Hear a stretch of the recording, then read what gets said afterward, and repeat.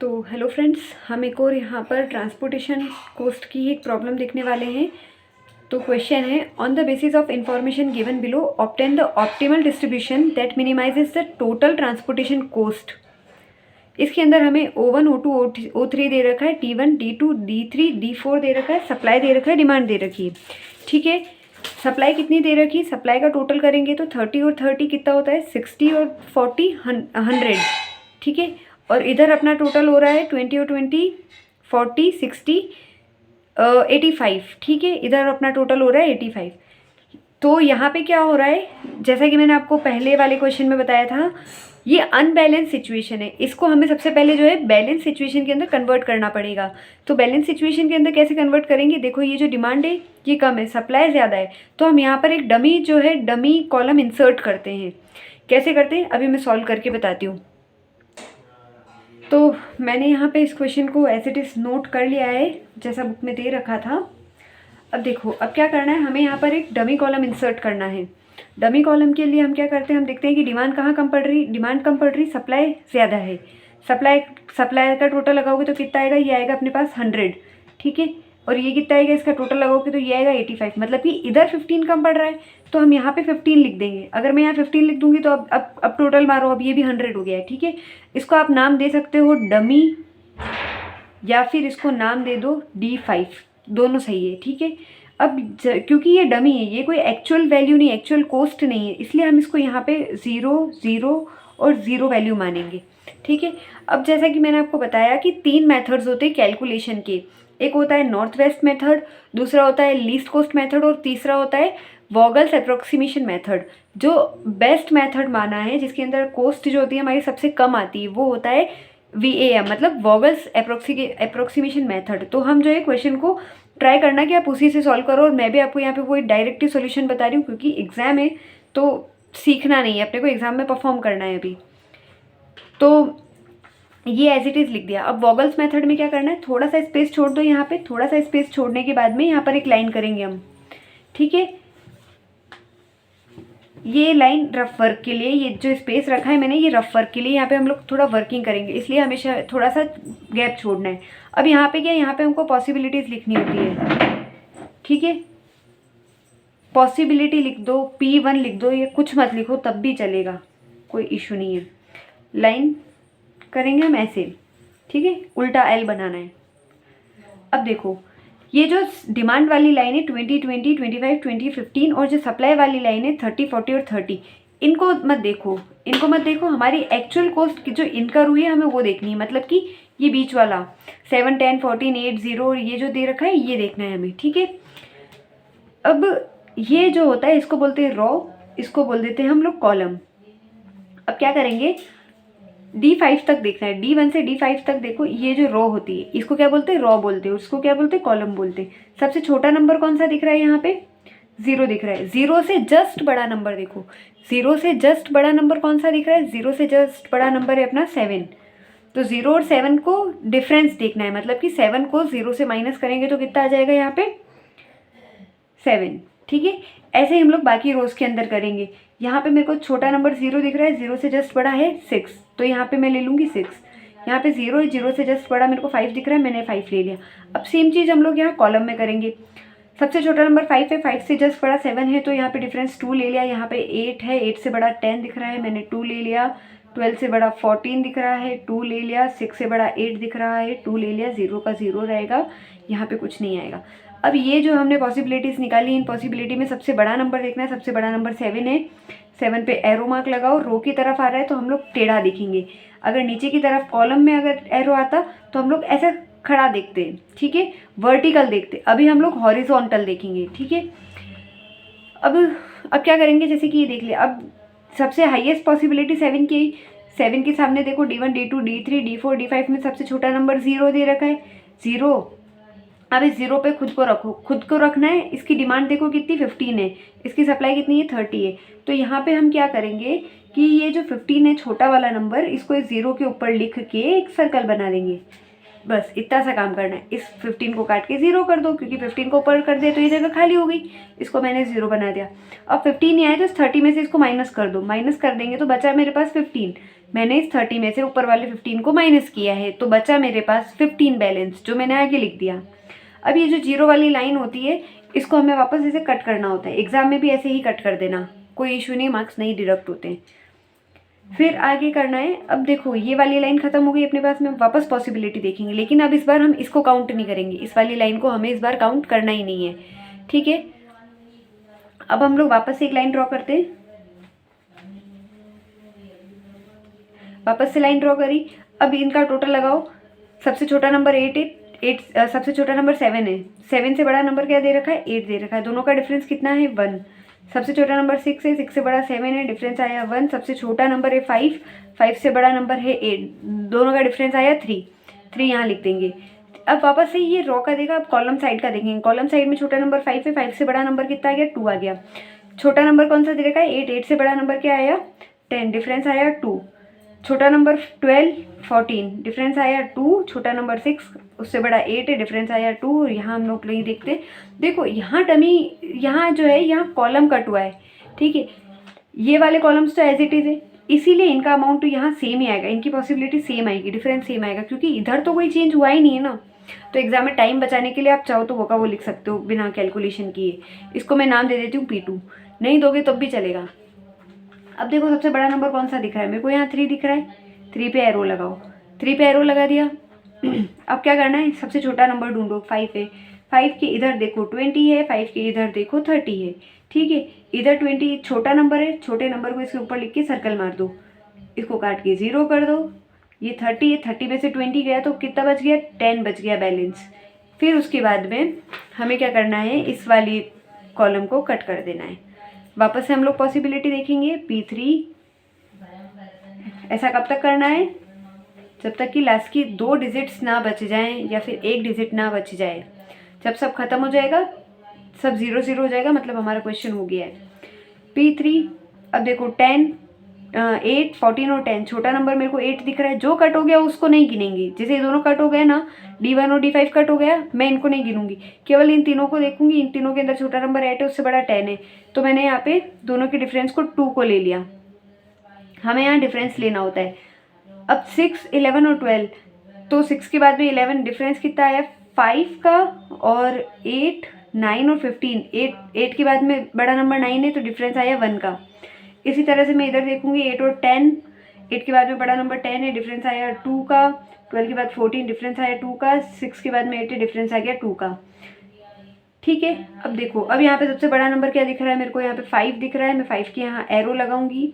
Arrow लगाने के बाद में सबसे छोटा नंबर क्या है, 6 है, 6 की डिमांड देखो 20 है, 6 की सप्लाई देखो 40 है। छोटा नंबर क्या है, 20 है, 20 को इसके ऊपर लिख दो, सर्कल बना दो, इसको कट करके 0 कर दो, ठीक है। और ये जो 20 इसको 40 में से माइनस करोगे तो कितना बचेगा, 20 बचेगा। मैंने आपको बोला था स्पेस छोड़ो, वो यहाँ ये रफ वर्क के लिए काम आता है। अब ये जो है D4 इसको कट कर दो, क्योंकि इसकी डिमांड 0 हो चुकी है, ठीक है। अब हम क्या करेंगे, जब इसकी डिमांड 0 हो गई है, अब हम क्या करेंगे, वापस से पॉसिबिलिटी देखेंगे P4। P4 की पॉसिबिलिटी देखी, सेम प्रोसेस अपनाएंगे। अब देखो अब क्या करना है, वापस से छोटा नंबर देखना है, 10 और 14 का डिफरेंस कितना हो गया, 4। अब क्योंकि दो नंबर ही बचे तो डिफरेंस 2 का ही आएगा। 11 और 12, डिफरेंस आया 1। 8 और 15 के अंदर डिफरेंस आया है 7, ठीक है। वापस अब इधर चले हम लोग, 8, 10, 11, ठीक है। 8 और 10 डिफरेंस आया 2, 12 और 14 डिफरेंस आया 2, और ये हमारा कट हो चुका है, तो इसको अब हम नहीं देखेंगे, ठीक है। अब 2, 2, 4, 7, 1, इन ये जो है इन सब में सबसे छोटा नंबर कौन सा दिख रहा है, 7 दिख रहा है। जरूरी नहीं कि आपकी इस बार इधर ही आ रहा है, इधर भी आ सकता है, ये एरो किधर भी आ सकता है। अब वो तो आ रहा है अब इस क्वेश्चन के अंदर इधर, तो अभी क्या कर सकते हैं। 7 है, छोटा नंबर देखो 8 है, 8 के इधर क्या दे रखा है, 20, और 8 की डिमांड कितनी दे रखी है, 10 बचा था ना हमारे पास में, 10, 30 को कट किया था, तो अब छोटा नंबर 10 दिख रहा है, 8 के ऊपर मैं यहाँ लिखूंगी 10, ठीक है। इसको मैंने काट के कर दिया 0, और ये कितना हो गया मेरे पास, बच गया 10, ठीक है। अब देखो इस बार 0 इस तरफ हुआ है, तो हम लोग इसको कट इधर से करेंगे, जिधर 0 होता है हम लोग उस तरफ से कट करते हैं, ठीक है। अब देखो अब मेरे पास चार बचे हैं, एक तो D2, D3 का O1, O2 बचा है, मतलब 10, 14, 11 और 12 बचा है अपनी देशी भाषा में। तो अब क्या करेंगे, अब एक पॉसिबिलिटी और बनेगी इसके अंदर, ये शायद लास्ट पॉसिबिलिटी हो सकती है अपनी। बस इतना इजी है, केवल कुछ नहीं करना है, माइनस माइनस करना है और स्टेप्स को याद करना है, इससे इजी कुछ भी नहीं हो सकता है। तो वापस से 10 और 14 का डिफरेंस लिया मैंने, आया 4, 11 12 का डिफरेंस आ गया मेरे 1, और इधर से डिफरेंस देखूंगी 10 और 11 का डिफरेंस आया मेरे पास 1, 12 और 14 का डिफरेंस आ गया 2। मैक्सिमम पॉसिबिलिटी देखो कहाँ आ रही है, 4 की आ रही है, तो इसके आगे एरो लगाओ। अब छोटा नंबर क्या है, 10 है, 10 की सप्लाई कितनी है 15, और 10 की डिमांड कितनी है 10 है। छोटा नंबर क्या है 10 है, तो 10 के ऊपर 10 लगा दो सर्कल, इसको कट करके 0 कर दो, और ये जो 15 है, 15 में से 10 गया तो मेरे पास कितना बच गया 5। ठीक है, अभी मैं इसको कर दूंगी कट। अब देखो, अब यहाँ ध्यान रखना, यहाँ पे लास्ट में मेरे पास कितना बच रहा है 25। ध्यान से देखो, इधर मेरे पास कितना बच रहा है सप्लाई 5, इधर 20 बच रहा है। बाकी सब चीज़ें अगर ध्यान से देखोगे तो 0 0 हो चुकी है, केवल यहाँ पे 25 बच रहा है और यहाँ 25 बच रहा है। मैच हो रहा है आराम से, मतलब अपना आंसर सही है, कुछ नहीं करना है। अब ये जो है ना, ये जो 25 है, अब इधर तो क्या ही कट करोगे, कुछ नहीं बचाना कट करने को। अब ये 5 है ना, इसके जस्ट सामने देखो ये 14 बच रहा है, इसके ऊपर 5 लिख दो, और ये 12 है, इसके जस्ट सामने 20 लिख दो, बस खत्म हो गया। अब तो कुछ नहीं बचा है क्वेश्चन के अंदर करने के लिए। अब इस टेबल को हमें क्या करना होता है, इस टेबल को हमें फेयर करना होता है। ठीक है, फेयर करने का मतलब क्या होता है कि एक बार वापस लिखना होता है, ताकि क्या एग्जामिनर को थोड़ा सा अच्छे से समझ आ जाए। मैं थोड़ा रफ में ही बता रही हूँ क्योंकि मैं भी थोड़ा जल्दी में हूँ। यहाँ पे जो हमारा डमी है, डमी सप्लाई को भी हम लिखेंगे, ये हो गया D5। ठीक है, एज इट इज इसको हमें कॉपी करना है और कुछ भी नहीं करना है। अब ये एज इट इज जो क्वेश्चन था, मैंने उसको एज इट इज नोट कर दिया, मैंने कुछ भी नहीं किया है। ठीक है, अब हम क्या करेंगे, ये जो हमने मार्किंग करी थी ऊपर 20, 10 और ये सब, इन मार्किंग को एज इट इज करेंगे। सबसे पहले देखो 5 के ऊपर 20 लिखा हुआ है, 5 के ऊपर 20, मैं कलर चेंज करके लिख रही हूँ।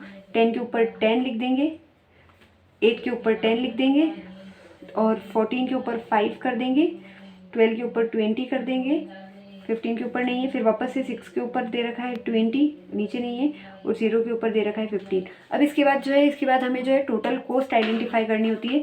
तो हम ऐसे लिखते हैं नीचे, टोटल कॉस्ट इक्वल्स टू, अब ये जो है ना, दोनों नंबर को मल्टीप्लाई करना होता है। जो नीचे ओरिजिनल नंबर जो क्वेश्चन का दे रखा है वो, और जो ऊपर हमने पॉसिबिलिटी निकाली वो, इन दोनों को हमें आपस में मल्टीप्लाई करना होता है। 5 × 20 प्लस 10 × 10 प्लस 8 × 10 प्लस 6 × 20 प्लस 0 × 15। ठीक है, 5 × 20 कितना हो गया 100 प्लस 100 प्लस 80 प्लस 120 प्लस 0। अब इन सबको हमें ऐड करना है। यहाँ पे 14 × 5 भी आएगा, प्लस 12 × 20, मैं यहाँ लिख देती हूँ। ठीक है, ये इस लाइन का पार्ट है। तो ये आ गया 100 plus 100 plus 80 plus 120 plus 0 plus 70 plus 240, ये इसका आंसर आएगा 710। ठीक है, बुक के अंदर 790 दे रखा है, जो कि आंसर गलत है। अभी मैं वेरीफाई करके भी बताती हूँ। ये जो मैंने अभी मेथड करा, ये था वैम, मतलब कि वोगल्स अप्रोक्सीमेशन मेथड। अब मैं आपको बताती हूँ उसको लीस्ट कॉस्ट मेथड से भी करके। ठीक है, अब हम इसी क्वेश्चन को लीस्ट कॉस्ट मेथड से भी करेंगे। तो अभी लिस्ट कॉस्ट मेथड के लिए भी हमें सबसे पहले इसको बैलेंस करना होता है। मैंने अभी आपको बताया था अनबैलेंस को बैलेंस कैसे करते हैं। तो हमने यहाँ पे एक डमी इंसर्ट कर लिया, ये हो गया बैलेंस्ड। अब इसके अंदर क्या करना होता है, कुछ भी नहीं करना होता है। लिस्ट कॉस्ट के अंदर इस पूरी की पूरी इक्वेशन में देखो सबसे छोटा नंबर कौन सा दिख रहा है आपको, 0। बट ऑब्वियस सी बात है 0 से छोटा कुछ नहीं है। मैंने जैसे इस 0 को ले लिया, किसी भी 0 को ले लो, कोई फ़र्क नहीं पड़ेगा आप। ठीक है, ये 0 ले लिया अपन ने। ठीक है, ये 0 ले लिया, 0 की डिमांड 15 है, 0 की सप्लाई 30। छोटा नंबर कौन सा है 15 है। 15 को इसके ऊपर रखो, सर्कल बना दो, इसको कट करके 0 कर दो, इसको कट करके क्या कर दोगे अपन 15 कर देंगे। ठीक है, 30 में से 15 गया तो 15 बच गया। अब ये जो 0 वाली लाइन है ये हो गई हमारी कट। ठीक है, बस ऐसे ही करना है हमें, इसमें छोटा छोटा नंबर ढूंढना है। अगर एग्जाम में नहीं आए आपको वॉगल्स मेथड तो आप लीस्ट कॉस्ट मेथड से भी कर सकते हो, ये सबसे ईजी है। अब छोटा नंबर ढूंढो, जैसे ये वाली लाइन कट हो गई, अब अपने पास D1 D2 D3 और D4 बचा है। अब इसके अंदर देखो छोटा नंबर कौन सा है, मेरे को यहाँ पे दिख रहा है 5 आई थिंक, हाँ 5 की डिमांड हो गई 20, 5 की सप्लाई हो गई 30। छोटा नंबर कौन सा दे रखा है 20, 20 को इसके ऊपर लिखो, इसको 0 बना दो, 30 में से 20 माइनस करा तो कितना बच गया 10। ठीक है, इस D1 को भी हम लोग कर देंगे कट। अब उसके बाद में हम लोग क्या करेंगे, आंसर सेम आएगा दोनों मेथड से, देखते जाओ अभी। But most of the cases के अंदर क्या है कि वॉगल्स मेथड में कोस्टेज होती है लीस्ट कॉस्ट मेथड से भी कम आती है। अब देखो ये भी कट हो गया, ये भी कट हो गया। अब अपने पास क्या बचा है, D2 D3 और D4 बचा है। ठीक है, D2 D3 D4, ये इतना सा कॉलम, इसमें सबसे छोटा नंबर दे रखा है 6 की डिमांड 20 है, सप्लाई कितनी दे रखी 40, इसके ऊपर मैंने 20 लिख दिया, इसको कट करके 0 कर दिया, 40 में से 20 किया तो बचा 20। और ये कॉलम में है, कॉलम में जिधर 0 दे रखा होता है हम उधर से कट करते हैं, अगर 0 यहाँ आ जाता तो हम इधर से कट करते। ठीक है, बस इतना सा ध्यान रखना। अब देखो, अब मेरे पास D2 और D3 बचा है, इसके अंदर छोटा नंबर 8 दे रखा है।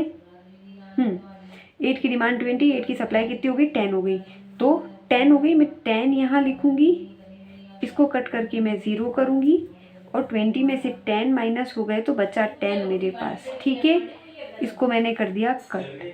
अब देखो अभी मेरे पास अभी भी 4 है, अब इन चारों में से छोटा नंबर कौन सा दे रखा है, छोटा नंबर दे रखा है 10। 10 की डिमांड हो गई 2, 10 की सप्लाई हो गई 15। 10 की डिमांड अगर 10 हो गई तो छोटा नंबर 10 है तो इसको 10 कर दो, जब इसको 10 करेंगे तो ये 0 हो जाएगा, और इसकी सप्लाई 15 है, 15 में से 10 हो गया तो 5, और इसको हम लोग कर देंगे कट। अब देखो, अब इधर मेरे पास में 25 बचा है, इधर 5 और 20, इन दोनों को ऐड करोगे तो कितना बचेगा 25। लास्ट स्टेप है ये, तो हम लोग क्या करेंगे कि 5 इसके ऊपर लिख देंगे डायरेक्टली, और इसके ऊपर लिख देंगे हम 20। अब ऐसा करने के बाद में तो ये क्या है कि ये भी 0 और ये भी 0 और 0 हो जाएंगे, और ये भी 0 हो जाएगा, अल्टीमेटली लास्ट में सब 0 हो जाता है। अब इसके बाद में हमें निकालनी होती है टोटल कॉस्ट, इसको फेयर कर लेना, जैसे कि मैंने अभी ऊपर बताया आंसर सेम ही, कहीं कोई डिफरेंस नहीं किसी अमाउंट में किसी में भी।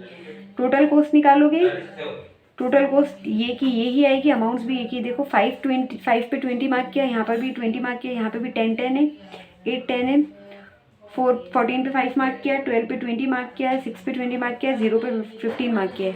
आंसर सेम आएगा, आंसर में कोई डिफरेंस नहीं आएगा। तो अगर एग्जाम में स्पेशली वॉगल्स मेथड बोले, अगर वॉगल्स मेथड याद रह जाए, सॉल्यूशन करने में आसानी रहे तो ये कर लेना, ये बेस्ट है। अगर ये नहीं हो, छोटा है, शॉर्टकट में करना हो, तो टाइम कम हो तो ये मेथड कर लेना। ठीक है, बस इसके बाद आपको टोटल कॉस्ट निकालनी है जो एज इट इज़ यहाँ पे आएगी। ठीक है,